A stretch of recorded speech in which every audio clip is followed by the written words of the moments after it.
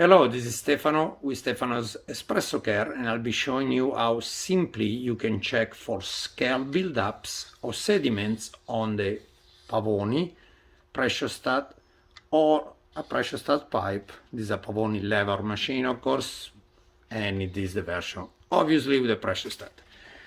You can loosen the pressurestat. It is a 14 and 17 on the newer style pressurestat. I previously loosened it. Once it is loosened, one place to check is the pressurestat mouth or fitting, and then of course the pipe. The best way to check for the pipe, I normally blow some air first and feel if air is coming out from the boiler or from the steam valve or from the main. Once that's done, the best way to address this is to actually flush some water from the inside of the boiler out. That will give you a clear idea if there are blockage, and if there were sediments and they are loose, they will flow through.